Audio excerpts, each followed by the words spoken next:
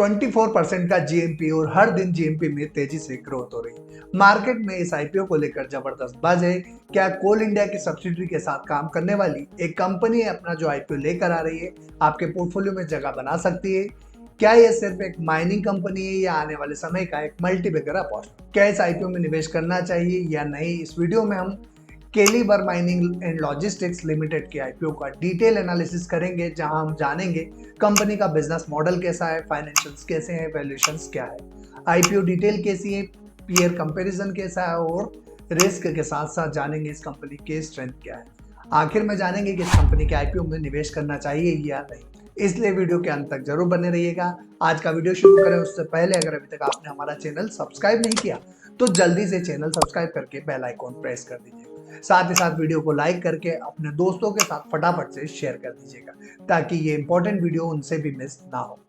तो चलिए शुरू करते हैं आज का आईपीओ रिव्यू। सबसे पहले शुरू करते हैं कंपनी इंट्रोडक्शन से। नमस्कार दोस्तों, मेरा नाम राजेंद्र सिंह गोड़े और आज हम बात करने वाले हैं केलीबर माइनिंग एंड लॉजिस्टिक्स लिमिटेड की, जिसकी शुरुआत 2014 में हुई थी। यह कंपनी एक integrated mining and logistics service provider है, यानी यह सिर्फ कोल माइनिंग नहीं बल्कि कोल एक्सट्रैक्शन से लेकर पावर प्लांट और कोल पहुंचाने की पूरी प्रक्रिया संभालती है। अगर आसान भाषा में हम कहें तो कोल निकालने से लेकर पावर प्लांट तक कोल सुरक्षित और समय पर पहुंचाने का पूरा काम केलीबर माइनिंग करती है। यही end to end business model इसे बाकी कई कंपनी से डिफरेंट बनाता है। अब समझते हैं कंपनी पैसे कैसे कमाती है, यानी कंपनी के बिजनेस मॉडल। नंबर 1 पर आता है coal mining services. Company open cast mine से कोल निकालने का काम करती है। इसके साथ साथ ओवरबर्डन रिमूवल भी करती है, यानी कोल तक पहुंचने के लिए ऊपर की मिट्टी और पत्थर हटाने का काम भी ये कंपनी करती है। इसके लिए एक्सकेवेटर, डोजर्स और हैवी ट्रिपलर का उपयोग किया जाता है। नंबर 2 पर आता है कोल लॉजिस्टिक्स। कोल निकालने के बाद उसे ग्राहकों तक पहुंचाना भी कंपनी की जिम्मेदारी होती है। इसमें शामिल है लोडिंग, ट्रांसपोर्टेशन, अनलोडिंग। कंपनी अपने विशाल फ्लीट की मदद से कोल और आयरन और दोनों की ट्रांसपोर्टेशन करती है। नंबर 3 पर आता है रेक लोडिंग सर्विसेज। कोल को रेलवे वैगन में लोडिंग करना भी कंपनी का एक बड़ा बिजनेस सेगमेंट है। कंपनी रेलवे वैगन की क्लीनिंग करती है, कोल लोडिंग करती है, वेट वेरिफिकेशन करती है और उसके बाद कस्टमर को इनवॉइस शेयर करती है। नंबर 4 पर आता है रेल कोऑर्डिनेशन। पावर प्लांट को समय पर कोल मिले, इसके लिए रेल कोऑर्डिनेशन भी कंपनी करती है, जिसमें शामिल है कोल अलोकेशन, रेलवे रिप्लेसमेंट, कोल लोडिंग, विगमेंट, टाइमली डिलीवरी। इससे पावर प्लांट को डिले पेनल्टी नहीं लगती। नंबर 5 पर आता है कोल ट्रेडिंग। कंपनी कोल खरीद कर भी बेचती है। यह कोल खरीदती है वेस्टर्न कोलफील्ड्स लिमिटेड यानी WCL ओपन मार्केट और फिर पावर प्लांट और ट्रेडर्स को प्रॉफिट मार्जिन पर बेचती है। प्रोडक्ट एंड सर्विसेज की अगर हम बात करें तो coal mining services, overburden removal, coal transportation के साथ साथ आयरन और logistics, rail rake loading, rail coordination services और कोल ट्रेडिंग जैसी सर्विसेज प्रोवाइड करती है। अब सबसे महत्वपूर्ण बात, कंपनी के सबसे बड़े कस्टमर कौन है? इनके मेजर कस्टमर्स में वेस्टर्न कोलफील्ड लिमिटेड यानी WCL, नॉर्थर्न कोलफील्ड लिमिटेड यानी NCL, दोनों ही कोल इंडिया लिमिटेड की सब्सिडरी हैं। यानी company government link mining ecosystem के साथ काम करती है। इसके माइनिंग ऑपरेशन मुख्य रूप से महाराष्ट्र, मध्य प्रदेश, छत्तीसगढ़ में फैले हुए हैं। अब बात करते हैं कंपनी के रेवेन्यू मॉडल की।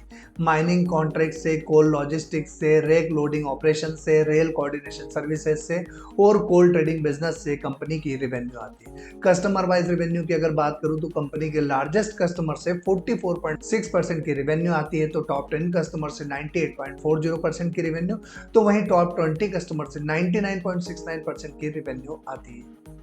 अब बात करते हैं स्टेट वाइज रेवेन्यू कंट्रीब्यूशन की, तो महाराष्ट्र से 55.49% का रेवेन्यू आता है, जबकि मध्य प्रदेश से 43.73% का रेवेन्यू, तो वहीं यूपी से सिर्फ 0.78% की रेवेन्यू आती है। मतलब कंपनी की मेजर डिपेंडेंसी महाराष्ट्र और मध्य प्रदेश पर 99% से भी ज्यादा है।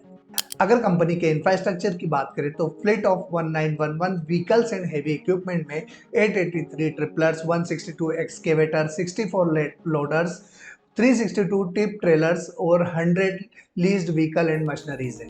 एम्प्लॉय स्ट्रेंथ की बात करें तो 30 अप्रैल 2026 तक कंपनी के पास 5521 एम्प्लॉयज इंक्लूडिंग रिटेन प्रोफेशनल्स। अब बात करते हैं बिजनेस स्ट्रेंथ की। अगर बिजनेस की स्ट्रेंथ की बात करें तो end to end mining solution provide करती है, कोल इंडिया सब्सिडरीज जैसे बड़े क्लाइंट के साथ काम करती है, large fleet of heavy equipment है, माइनिंग एंड लॉजिस्टिक के साथ साथ ट्रेडिंग तीनों बिजनेस सेगमेंट में ऑपरेट करती है और government link mining sector exposure भी है।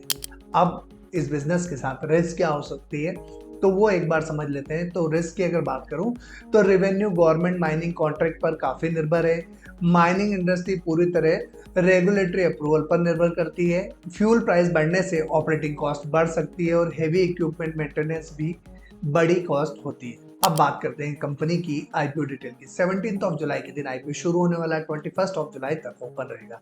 24 जुलाई के दिन टेंटेटिव लिस्टिंग हो सकती है, 10 रुपीज फेस वैल्यू, 402 से 424 रुपीज का प्राइस बैंड और 450 करोड़ का आईपीओ साइज होने वाला है, जिसमें से 400 करोड़ का फ्रेश इशू और रिमेनिंग जो है वो ओएफएस होने वाला है। बुक बिल्ड इशू टाइप है, एनएससी बीएससी दोनों पर लिस्टिंग होने वाली है, जहां पर मिनिमम इन्वेस्टमेंट 14,840 रुपीज के लिए 1 लॉट में 35 शेयर्स के लिए करना होगा। अब बात करते हैं इस कंपनी के सबसे इंपॉर्टेंट फेज यानी इसके फाइनेंशियल की।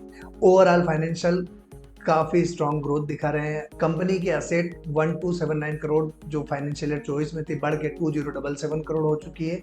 वहीं टोटल इनकम की बात करें तो 958 करोड़ से बढ़ के 1685 करोड़ हो चुकी है, जो एक स्ट्रॉन्ग ग्रोथ दिखा रहा है। प्रॉफिट आफ्टर टैक्स की बात करें तो 95.90 करोड़ से 157.90 करोड़ हो चुका है। इबिटा की बात करो तो 243 करोड़ का इबिटा से बढ़ के 431 करोड़ का हो चुका है, जो स्ट्रॉन्ग ऑपरेटिंग परफॉर्मेंस को दर्शाता है।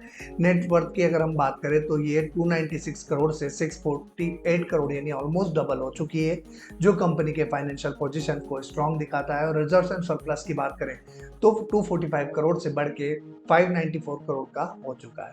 बोरोइंग की अगर हम बात करें तो 718 करोड़ की बोरोइंग से बढ़ के कंपनी 1058 करोड़ की बोरोइंग हो चुकी है। अब बात करते हैं कंपनी की परफॉर्मेंस एरिया की यानी इस कंपनी की वैल्यूएशंस को। तो अधिकांश पैरामीटर मजबूत नजर आते हैं, हालांकि डेप्थ थोड़ा सा बड़ा है। अगर आरओसीई की बात करें तो 16.60% है, बताता है कि कंपनी अपनी कैपिटल का अच्छी तरह से उपयोग कर रही है।